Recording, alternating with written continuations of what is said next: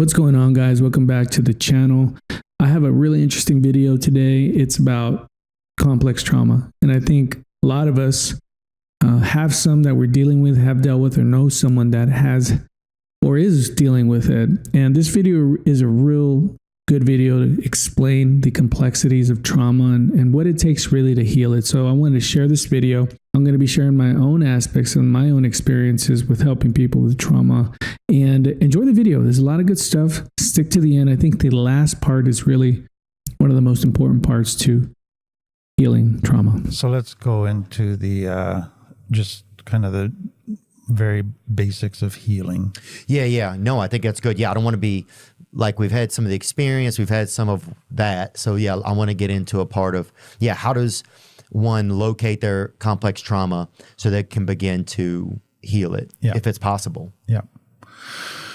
And that's the huge challenge, is that so much of it exists in the subconscious mind. So we're not even aware of all of these mechanisms and kind of subconscious brain templates and programs that have been operating our life. It's almost like we're in autopilot. And because it's been normal for us all our life, we don't see it as being abnormal or unhealthy.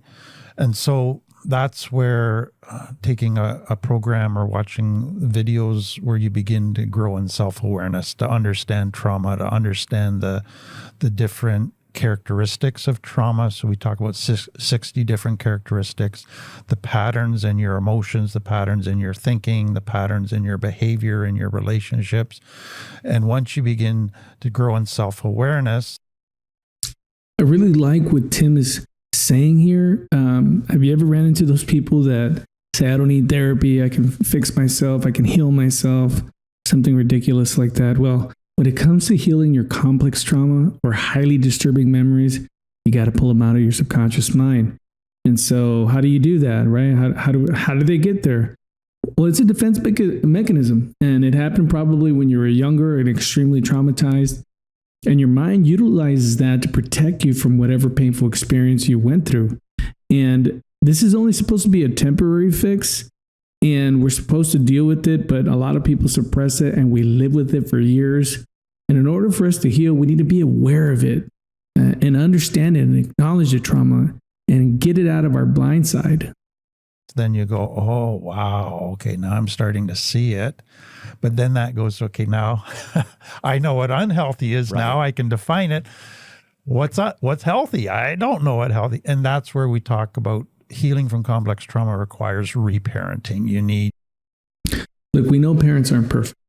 And sometimes they can really hurt us. And when we're growing up, it can either be intentionally or unintentionally. And one thing I like to ask my clients, or just people in general who are close to me who've had traumatic experiences, what their relationship is with their parents now. And I like to ask them if they have any resentment towards them with, the things that they went through that they caused them. Because most of the time, if you have resentment towards your parents, there's probably some trauma or some pain that hasn't been healed. So a real key question to ask yourself, I really like what Tim Fletcher is saying here, is the whole parenting your trauma all over again. Surrogate family that can begin to model healthy for you, teach you healthy, and begin to help you learn healthy. But that requires the third piece, and that is connection. And that's the thing I fear the most. If people get to really know me, they're going to reject me. But what I've been craving all my life is true connection with safe people. And so trauma requires safe people to heal. It's got an academic element of self-awareness, but it's got a connection, reparenting element as well. Mm. Complex trauma isn't there's not one fix really. Right. It's, what is there, how do you view like the repairing process overall? And I think it's great to emphasize that there's not just one fix, because so much of the focus in the West has been around, let's just do this one program and then like you're magically going to be fixed. So we're always looking for almost like a magical solution. Oh, even with treatment centers, it's like, here's a 30-day treatment center. Exactly. What are you going to do on 34th day? Exactly. You know what I'm saying? That's unbelievable that it's a 30 days doesn't really, it'll help you detox. Exactly. But anyway, sorry. So what we teach our clients is we are intellectual beings, we're physical beings, we're emotional beings, we're relational beings, and we're spiritual beings. We have to learn to meet the needs of all 5 of those areas if we're going to be healthy. And that's what parents were supposed to do, is meet the needs of all 5 of those areas. But now we got programs that just try to do a spiritual only solution. That doesn't work. Others try to do just, let's do this one little emotional gimmick. Yeah. No, you got to learn to physical. Curl your way to freaking complete freedom. And so it's learning. We're biopsychosocial, spiritual. We got to learn to meet all those needs and get healthy in all those areas. That's the bottom line. I think a lot of people, when they start therapy, they think it's probably going to get fixed in, a couple of sessions, 2 or 3 sessions. But, in reality, when you have complex trauma that goes way back to your childhood, it's going to take a lot of time. You're going to have to relearn a lot of things. And you have all these blueprints that are running your life that we have to unlearn, and then have to learn some other things, that are healthier. But it's a lot. And I think if anyone's really wanting to heal some stuff that's happened in their life, get ready to be committed and dedicated to, but you will see results if you stay consistent. It's not a magic solution. It's hard when people's lives get busy too. I can't imagine once people have a family and stuff, and a father or mother has to leave away from their family to go get wellness. And if somebody's just going to therapy, right, what can they go talk to? How can they start a conversation with their therapist that could help them create more ambiance around maybe some of the stuff that may have happened and how it affects them now? Yeah. So a lot of people go to therapy now because of a crisis in the present. They need to be able to understand that crisis is probably a symptom of something from the past. And so a lot of therapists just try to give you practical tools. Well, try this, try this, try this. And they're just putting Band-Aids on cuts on the symptoms. If you can get your therapist to go like, why am I doing this? What's underneath that's driving that response? Your therapist, if you're going to heal trauma, they're not going to jump in right away, right? You're going to do the intake. They're going to find out all your history. You're going to find out a lot about you. They're going to ask questions. It's a discovery process and ask you what the presenting issue is. But at some point, your therapist needs to challenge you and ask you the tough questions, and not disrespectfully, not in a way that's going to be inappropriate, but really ask the tough questions. And that's when things start happening, when you start asking those tough questions that aren't easy to articulate. When you get to that point where you're saying, I don't know, now we have something. Now there is potential to begin to define what that situation means for you. So therapists, whatever therapist you're seeing, they got to ask you the tough questions. Which is huge for a lot of people. What we found with most people with complex trauma is what they begin to realize is it's like there's a part of them that got left behind, that's still a child.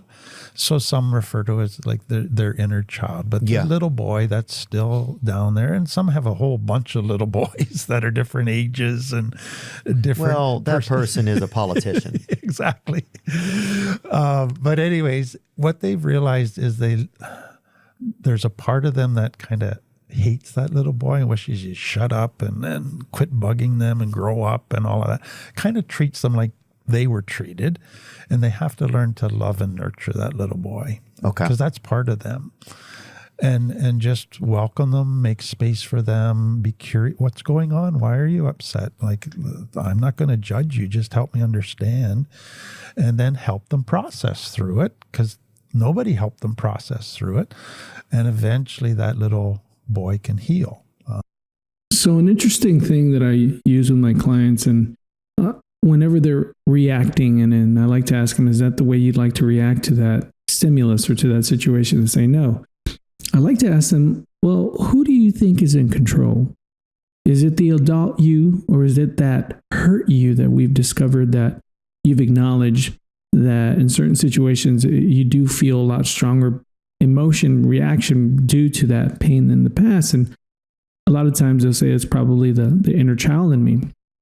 I always give them the metaphor, well, it's okay that that child is riding along with you, but you don't want it to be behind the wheel. You don't want them to be driving because they don't have the capacity to lead you to where you're at. They need to be in the back seat. You need to acknowledge that they're there, but the adult you needs to be in control. Really like what Tim is doing here and acknowledging that inner child pain. I think it's very important. Sometimes it can be a little cliche, maybe a little cheesy, but it is real and it is true. What about forgiveness? What do you think about? How do you help people with that, Tim? I think it's such an important concept, but it's been a badly mistaught concept. So a lot of people have seen the value of forgiveness. And so all of a sudden when a person comes into recovery, you need to forgive your mom. You need to forgive. I go, whoa, whoa, whoa, whoa. You can't forgive until you've actually validated how badly they've hurt you, until you've got honest about it, until you've grieved it, until you've been able to really make space for all the emotions around that. Then you're going to get to the point where your limbic brain is sorting out all of those painful emotions, and it can come to a point where it can let them go. So that limbic system is the alarm system. It's the part where your fight, flight, or freeze mechanism is, your survival mechanism. So if you haven't healed that part of you, that piece of you stuck back in time, and in your mind, that limbic system, it's more of a survival. It's an older part of our mind. It's continually watching for that threat, even though the threat is totally gone. And what happens is the mind will generalize. So anything it reminds it of that threat, it's going to fire off. And that's when a lot of people get overreactive and very angry. And so what Tim Fletcher is saying here is that we need to take the time to process that. So that part of our mind, that alarm system can shut down and we can finally provide a different narrative and a different understanding and place it somewhere in the memory box as more of a reference and not a piece of stimulus or memory to help your mind, keep you alive or react to something. So that's really important there with Tim Fletcher. Forgiveness isn't something you're forcing. It's something that's going to naturally happen as you allow yourself to process through all the pain and anger connected to the wound. So can I tell you one of my favorite stories to tell people? There's actually a video now on YouTube where a guy's actually built a bike that operates backwards. Mm-hmm. So when you think of a bike, you learn to ride a bike at 4, 5, 6 years old. And at first you got to concentrate a lot to get your balance, to turn the steering wheel. Oh yeah. Remember how remember how crazy the beginning and you're falling, but you keep working and concentrating. Oh yeah. You fall. Somebody's dad calls you a GAY every time. You're like, what? And then pretty soon you could be talking to your buddies and you're not even thinking about riding, but so it moves from your conscious brain to a subconscious program that just operates. Okay. And now you could go without riding a bike for 30 years and jump back on and you'd ride it without even thinking. You'd just pick it right back up. So this guy built a bike where if you turn the handlebars to the left, the wheel goes to the right. Oh my gosh. Why did he do it? Was he angry at somebody? He wanted to test how quickly could you relearn to ride a bike. Wow. You know how long it took? 6 months to a year. No. Yeah. So you're just saying to relearn things, it takes a while. It takes some time. Exactly, especially when you learn it so young. I think that's an extremely great example with using the backwards bike, in that when we're younger, it takes us a little time to learn how to ride a bicycle, and then we can get off of it and get on it and, no problem. But when we try to unlearn something or relearn something, like, for example, loving myself or saying that, hey, I think I do have value, I'm worth it. Hey, not all men are this way or not all women are that way. It takes time to heal that. And in that example, he gave us that bicycle, that guy that made that backwards bicycle. It took him 6 months to a year. And you know what? Sometimes that's kind of how long therapy takes to heal something that's hurt you profoundly. Anyway, I wanted to share this video with you. Enjoyed the content. Click like and subscribe. And thank you for stopping by. Remember, ego isn't your amigo.